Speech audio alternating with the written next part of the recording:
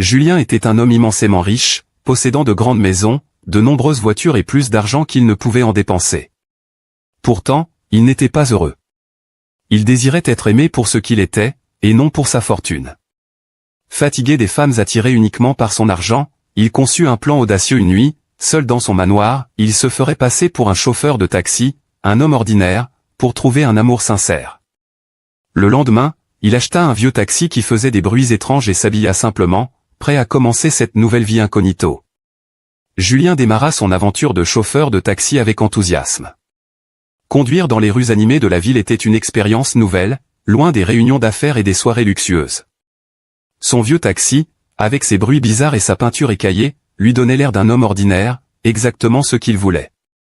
Chaque jour, il transportait des passagers de tous horizons, des hommes d'affaires pressés, des étudiants bruyants, des mères de famille fatiguées. Certains restaient silencieux, fixant leur téléphone, tandis que d'autres parlaient sans arrêt, racontant leur journée ou se plaignant du trafic. Mais pour la plupart, Julien n'était qu'un visage flou derrière le volant, un homme invisible dont la vie n'intéressait personne. Au début, cette routine était excitante. Julien aimait écouter les histoires des gens, observer leurs manières. Il se demandait si l'une de ces rencontres pourrait mener à l'amour qu'il cherchait. Parmi ses passagers, une femme nommée Amina attira son attention. Elle était belle, avec un sourire chaleureux, et semblait gentille au premier abord. Lorsqu'elle monta dans son taxi, elle engagea la conversation, posant des questions sur sa journée avec une apparente sincérité. Julien se prit à espérer, peut-être était-elle différente? Mais bientôt, Amina changea de ton. Elle commença à lui demander de l'argent, d'abord de petites sommes, prétendant avoir besoin d'aide pour des factures ou des urgences. Julien, curieux de tester ses intentions, lui donna ce qu'elle demandait, observant sa réaction. Comme il le craignait, Amina revint plusieurs fois, demandant des montants de plus en plus importants. Ses sourires devinrent calculés, ses mots moins sincères.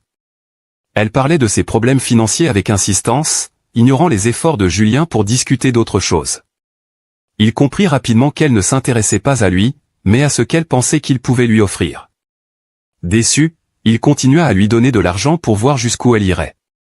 Chaque fois, elle revenait avec de nouvelles excuses, confirmant les soupçons de Julien, elle n'était pas amoureuse de lui, mais de l'idée de l'argent. Cette expérience le laissa amer. Il se demanda si son plan pour trouver l'amour véritable était voué à l'échec. Et si toutes les femmes qu'il rencontrait étaient comme Amina, attirées par la richesse, même celles qu'il prétendait ne pas avoir? Malgré cette déception, Julien ne perdit pas espoir. Il continuait à conduire, scrutant chaque nouveau passager avec un mélange d'optimisme et de prudence. Les jours passaient, et il apprenait à lire les gens, à repérer les regards fuyants, les sourires forcés. Il voulait croire qu'il existait quelqu'un qu'il aimerait pour ce qu'il était, pas pour ce qu'il possédait. Mais les rencontres superficielles se succédaient, et Julien commençait à douter. Les conversations avec ses passagers restaient banales, centrées sur la météo ou le trafic. Personne ne semblait voir au-delà de son rôle de chauffeur. Cette solitude, même au milieu de la foule, pesait sur lui. Pourtant, il refusait d'abandonner. Il continuait à sillonner les rues, espérant qu'un jour, une rencontre changerait tout. Chaque matin, il démarrait son taxi avec la même détermination, convaincu que l'amour véritable l'attendait quelque part, peut-être au prochain coin de rue. Un après-midi, alors que le soleil se couchait, peignant le ciel d'orange et de rose, Julien roulait lentement dans une rue calme. Il aperçut une jeune femme debout au bord de la route, l'air fatigué mais serein. Elle leva la main pour arrêter son taxi. Julien s'arrêta, et elle monta à l'arrière. Elle s'appelait Clara. Dès qu'elle s'installa, Julien sentit quelque chose de différent. Contrairement à la plupart des passagers, Clara n'était pas absorbée par son téléphone ni pressée de parler d'elle-même. Elle avait une présence douce, presque apaisante, et ses yeux semblaient refléter une sincérité rare. Clara parla peu pendant le trajet, mais quand elle ouvrit la bouche, ses mots étaient simples et chaleureux. Elle demanda à Julien comment s'était passée sa journée, si conduire un taxi était difficile. Ces questions n'étaient pas banales, elles montraient un véritable intérêt pour lui, l'homme derrière le volant. Julien, habitué à être ignoré ou à entendre des plaintes, fut touché par cette attention. Pour la première fois depuis qu'il avait commencé son expérience, il se sentit vu, écouté, comme une personne et non comme un simple chauffeur. Il répondit avec prudence, partageant quelques détails sur son travail, tout en restant dans son rôle. Le trajet passa rapidement, trop vite au goût de Julien. Clara ne parla pas d'argent, de luxe ou de choses matérielles. Elle raconta une petite anecdote sur sa journée, un moment amusant avec un collègue, et son rire léger remplit l'habitacle d'une chaleur inattendue. Lorsqu'ils arrivèrent à destination, Clara paya sa course avec exactitude, sans demander de réduction ni d'aide. Elle le remercia avec un sourire sincère et descendit du taxi, laissant Julien seul avec ses pensées. En la regardant s'éloigner, il ressentit une étrange paix, un sentiment qu'il n'avait pas connu depuis longtemps. Clara était différente, il en était sûr. Les jours suivants, Julien ne pouvait s'empêcher de penser à elle. Son visage, sa voix douce, sa façon de parler sans rien attendre en retour restaient gravés dans son esprit. Il se surprit à espérer la revoir, scrutant les rues dans l'espoir qu'elle appelle à nouveau son taxi. Il se demanda qui elle était vraiment, d'où venait cette simplicité qui l'avait tant marqué. Clara n'avait rien fait d'extraordinaire, et pourtant, elle avait éveillé en lui un espoir qu'il croyait perdu. Il continuait à conduire, mais maintenant, chaque passager qu'il prenait lui rappelait qu'aucun n'était comme Clara. Il se demandait s'il la reverrait un jour, si elle monterait à nouveau dans son taxi par hasard. Cette rencontre, bien que brève, changea la perspective de Julien. Il réalisa qu'il avait peut-être trouvé ce qu'il cherchait, une personne authentique, sans arrière-pensée. Mais il restait prudent. Après l'expérience avec Amina, il savait qu'il devait prendre son temps, observer, s'assurer que Clara était bien celle qu'elle semblait être. Pourtant, son cœur battait plus fort à l'idée de la revoir. Il se surprit à sourire en repensant à leur conversation, à sa voix calme et à son regard bienveillant. Julien continuait à conduire son vieux taxi, mais maintenant, il le faisait avec une lueur d'espoir. Peut-être que Clara, ou quelqu'un comme elle, pourrait être la clé de l'amour véritable qu'il cherchait depuis si longtemps. Quelques jours après leur première rencontre, Julien roulait dans les rues animées de la ville. Quand il aperçut Clara marchant sur le trottoir, un sac à la main. Son cœur s'accéléra. Sans hésiter, il ralentit et s'arrêta à sa hauteur, lui proposant une course avec un sourire timide. Clara, surprise mais ravie, accepta et monta dans le taxi. Cette fois, leur conversation fut plus longue, plus profonde. Clara raconta des bribes de sa vie, elle travaillait dans une petite boutique pour aider sa famille, vivait dans un appartement modeste et se contentait de peu. Pourtant, elle parlait avec une joie simple, comme si les difficultés ne pesaient pas sur elle. Julien était fasciné par son attitude. Là où d'autres se seraient plaints de leurs conditions, Clara semblait reconnaissante pour ce qu'elle avait. Elle lui demanda à nouveau des nouvelles de sa vie de chauffeur, s'intéressant aux petites choses, les rues qu'il préférait, les moments drôles avec les passagers. Julien, prudent, restait dans son rôle, mais il se surprit à partager plus qu'il ne l'avait prévu. Il parla des longues heures de conduite, des rencontres inattendues, et même d'un oiseau qui s'était posé sur son pare-brise un matin. Clara rit, et se le fit sourire à son tour. Leur échange était naturel, sans effort, comme s'ils se connaissaient depuis toujours. Au fil des semaines, Julien commença à transporter Clara régulièrement. Parfois, elle l'appelait pour aller au travail, d'autres fois, il la croisait par hasard. Chaque trajet renforçait leur lien. Clara partageait des histoires sur sa famille, ses rêves modestes, comme ouvrir un jour une petite école pour les enfants du quartier. Julien admirait sa générosité et sa force. Elle ne demandait jamais rien, ne se plaignait jamais, et pourtant, elle vivait une vie bien plus dure que la sienne. Il se sentait inspiré par sa simplicité, par sa capacité à trouver du bonheur dans les petites choses. Julien, de son côté, commençait à sentir son cœur s'ouvrir. Il n'avait jamais ressenti cela auparavant, même dans ses relations passées avec des femmes attirées par son argent. Avec Clara, tout était différent. Elle ne posait pas de questions sur ce qu'il possédait, ne faisait pas allusion à des cadeaux ou à des faveurs. Elle semblait simplement apprécier sa compagnie, ses mots, son rire. Ces moments passés ensemble, même dans l'espace étroit du taxi, devenaient précieux pour Julien.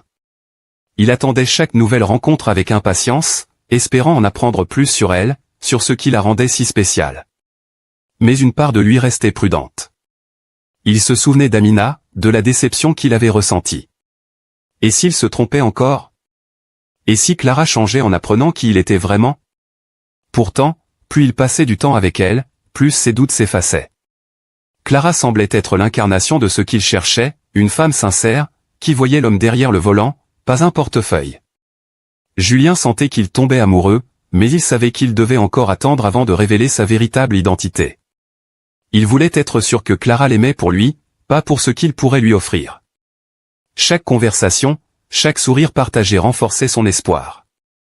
Clara devenait peu à peu la lumière qu'il avait espéré trouver dans cette vie de déguisement. Julien savait qu'il devait être certain des sentiments de Clara avant de lui révéler qui il était vraiment. Il avait déjà été trompé par Amina, qui s'était révélée intéressée par l'argent. Pour éviter une nouvelle déception, il décida de tester Clara, comme il l'avait fait avec d'autres. Un jour, alors qu'ils discutaient dans le taxi, Julien prit un ton plus sérieux. Il lui parla des difficultés de son métier de chauffeur, décrivant des journées longues et fatigantes, un salaire maigre qui suffisait à peine à vivre. Il exagéra un peu, disant qu'il économisait chaque centime pour joindre les deux bouts. Il observa son visage, guettant le moindre signe de déception ou de recul. À sa grande surprise, Clara ne changea pas d'expression. Elle l'écouta avec attention, ses yeux pleins de compassion. Quand il eut fini, elle posa doucement sa main sur le dossier du siège avant et lui sourit. « L'argent, ce n'est pas tout, Julien, dit-elle calmement. Ce qui compte, c'est d'être une bonne personne, d'être honnête, gentil. L'amour et la famille, c'est ça qui fait une vie heureuse. » Ces mots frappèrent Julien en plein cœur. Il n'y avait pas une once de jugement dans sa voix, pas de déception face à sa prétendue pauvreté. Au contraire, elle semblait sincère, comme si l'idée de richesse ne l'effleurait même pas. Julien sentit une vague d'émotion l'envahir. Pour la première fois, il avait l'impression d'avoir trouvé quelqu'un qui voyait au-delà des apparences, quelqu'un qu'il appréciait pour ce qu'il était, pas pour ce qu'il possédait. Il voulait la croire, mais une petite voix dans sa tête lui rappelait de rester prudent. Il avait été blessé avant, et il ne voulait pas se précipiter. Pourtant, la réaction de Clara était différente de tout ce qu'il avait connu. Elle n'avait pas changé d'attitude, n'avait pas posé de questions sur ce qu'il pouvait lui offrir. Elle continua à parler de choses simples, comme la beauté d'un coucher de soleil ou un plat qu'elle avait cuisiné pour sa famille. Ce moment marqua Julien profondément. Il comprit que Clara était unique, différente des femmes qu'il avait rencontrées auparavant. Elle ne cherchait pas à profiter de lui, ne demandait rien d'autre que sa compagnie. À chaque trajet, leur conversation devenait plus intime. Clara partageait des souvenirs d'enfance, des moments difficiles où sa famille avait surmonté des épreuves grâce à leur amour mutuel. Julien, de son côté, commençait à baisser sa garde. Il parlait plus librement, tout en restant dans son rôle de chauffeur, mais il sentait que ses sentiments pour Clara grandissaient. Ce test renforça sa confiance en elle. Il commença à rêver d'un avenir où il pourrait lui dire la vérité, où ils pourraient construire quelque chose ensemble. Mais il savait qu'il devait attendre, s'assurer que leur lien était solide. Chaque fois qu'il la déposait, il ressentait un pincement au cœur en la voyant partir. Il voulait lui dire qu'il n'était pas celui qu'elle croyait, mais il craignait de briser la magie de leur relation. Clara était devenue son espoir, la preuve que l'amour véritable existait. Julien continuait à conduire son taxi, mais maintenant, chaque jour était illuminé par la pensée de Clara et par la possibilité qu'elle soit celle qu'il attendait depuis si longtemps. Julien savait qu'il ne pouvait plus continuer à cacher la vérité à Clara. Son amour pour elle grandissait, et mentir sur son identité devenait insupportable. Il voulait être honnête, mais il avait peur, et si elle se sentait trahie? Et si elle le rejetait en apprenant qu'il était milliardaire? Malgré ses craintes, il décida qu'il était temps. Il invita Clara à le rejoindre dans un petit parc de la ville, un endroit calme avec des bancs sous les arbres. C'était l'endroit parfait pour une conversation importante, loin du bruit des rues et de son vieux taxi. Quand Clara arriva, elle lui adressa son sourire habituel, celui qui faisait battre le cœur de Julien plus vite. Ils s'assirent sur un banc, et Julien sentit ses mains trembler. Il prit une profonde inspiration et commença à parler. « Clara, il y a quelque chose que je dois te dire », commença-t-il, la voix hésitante. Il lui raconta tout, il n'était pas un simple chauffeur de taxi, mais un milliardaire qui avait tout abandonné pour trouver un amour sincère. Il expliqua son plan, son déguisement, sa peur d'être aimé pour son argent. Il lui dit combien il avait été touché par sa gentillesse, par sa façon de le traiter comme une personne, pas comme un portefeuille. Julien observa Clara, attendant sa réaction. Il s'attendait à de la colère, à de la confusion, peut-être même à ce qu'elle se lève et parte. Mais à sa grande surprise, Clara sourit doucement. Ses yeux brillaient d'une émotion qu'il ne pouvait pas tout à fait déchiffrer. « Julien, dit-elle calmement, je suis tombée amoureuse de l'homme que j'ai rencontré dans ce taxi, pas de l'argent que tu pourrais avoir. Je me fiche de qui tu es vraiment, tant que tu es celui que j'ai appris à connaître. » Ces mots étaient simples, mais ils touchèrent Julien au plus profond de lui. Il sentit un poids énorme quitter ses épaules. Pour la première fois, il se sentit libre, comme si un mur entre eux venait de s'effondrer. Clara ne s'intéressait pas à sa richesse, à ses maisons ou à ses voitures. Elle l'aimait pour ses rires, ses histoires, sa façon d'écouter. Ils continuèrent à parler, assis sur ce banc, et Julien sentit leur lien se renforcer. Il lui raconta des bribes de sa vraie vie, ses doutes, ses espoirs. Clara l'écouta avec patience, posant des questions sans juger. Elle lui parla aussi de ses propres peurs, de son désir de vivre une vie simple mais remplie d'amour. Cette révélation marqua un tournant. Julien et Clara commencèrent à se voir plus souvent, non plus dans le taxi, mais dans des endroits simples comme des cafés ou des parcs. Leur relation devint plus profonde, plus réelle. Julien était émerveillé par la force de Clara, par son humilité. Elle ne changea pas d'attitude, même en sachant qu'il était riche. Elle restait la même femme qui l'avait charmé dans son taxi. Pourtant, Julien savait qu'un obstacle restait, ses parents. Il voulait leur présenter Clara, mais il craignait leur réaction. Ils appartenaient à un monde où le statut et l'argent comptaient plus que tout. Julien espérait qu'ils verraient en Clara ce qu'ils voyaient, une femme extraordinaire, digne de leur amour. Mais pour l'instant, il savourait chaque moment avec elle, convaincu qu'il avait enfin trouvé l'amour véritable. Julien était prêt à présenter Clara à ses parents, aimait Madame Dupont. Il voulait leur montrer qu'il avait trouvé l'amour véritable, une femme qu'il aimait pour lui, pas pour sa fortune. Il invita Clara à leur manoir, une immense demeure entourée de jardins luxuriants et de hautes grilles. Clara, bien qu'intimidée par cet endroit grandiose, resta fidèle à elle-même. Elle choisit une tenue simple, modeste, refusant de se laisser impressionner par le luxe. Julien, en la voyant, sourit avec fierté. Il savait que Clara n'avait pas besoin de vêtements chers pour briller. Lorsqu'ils arrivèrent au manoir, M et Madame Dupont les accueillirent dans le grand salon, un espace élégant rempli de meubles coûteux.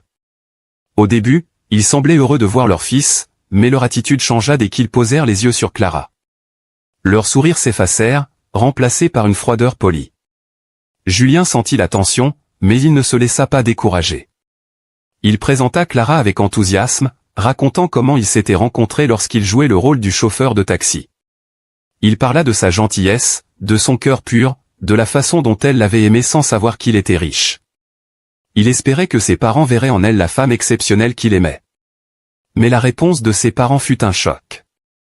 Madame Dupont prit la parole en premier, sa voix mesurée mais ferme.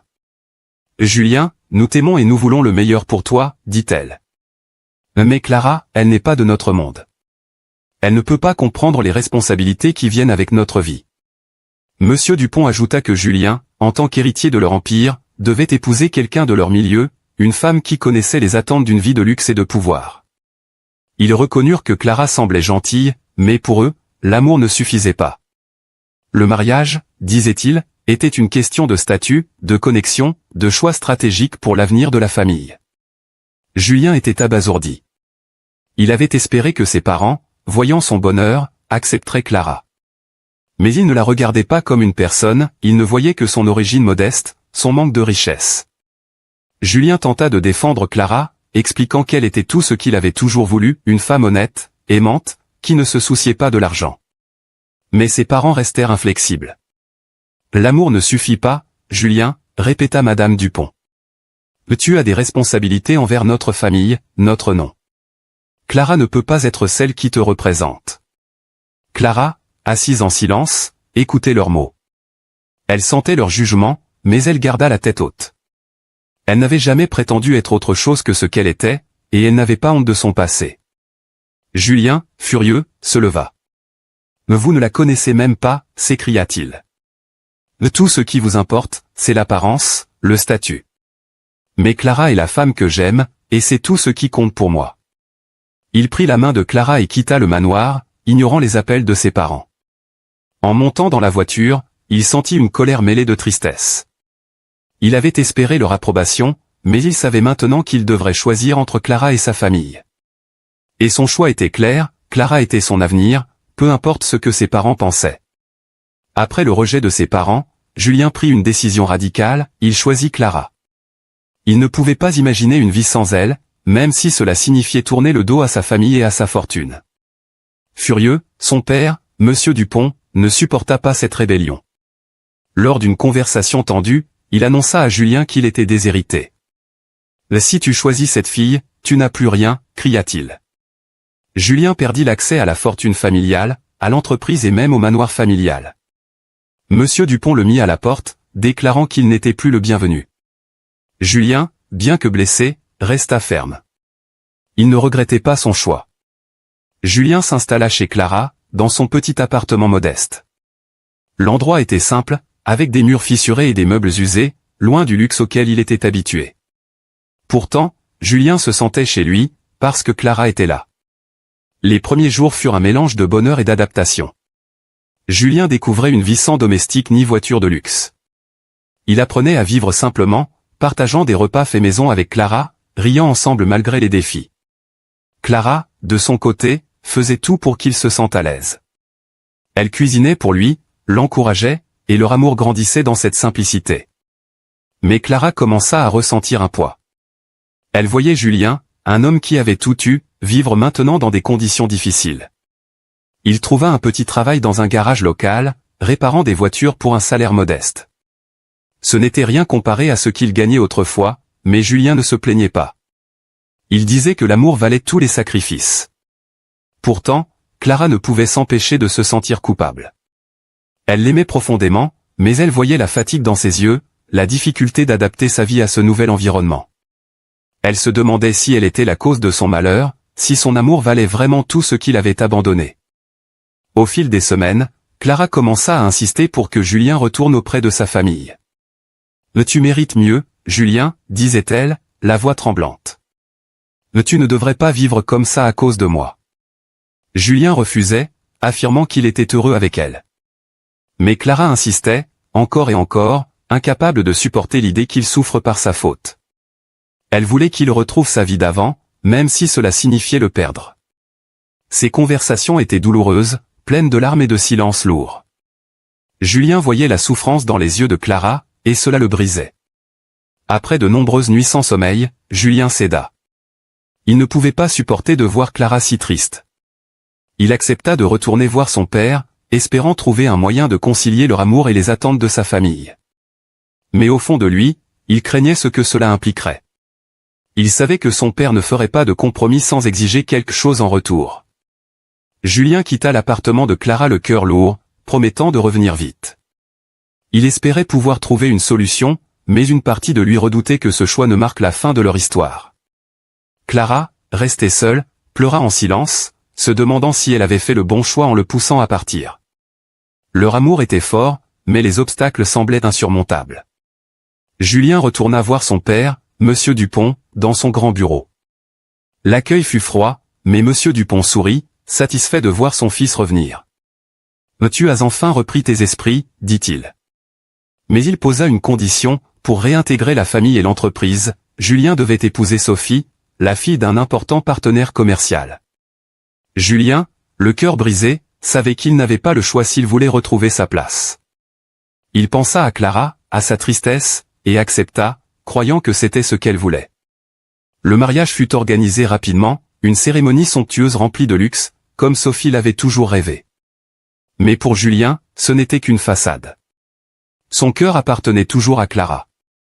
Sophie était tout ce que Julien n'aimait pas gâter, obsédée par l'argent, elle passait ses journées à dépenser, à s'exhiber dans des vêtements coûteux et à fréquenter des clubs huppés. Elle refusait de faire quoi que ce soit elle-même, laissant les domestiques tout gérer. Julien, vivant dans le manoir familial avec elle, se sentait prisonnier. Chaque jour lui rappelait ce qu'il avait perdu. Sophie, elle, était ravie de cette vie de luxe, mais Julien restait distant, incapable de prétendre qu'il l'aimait.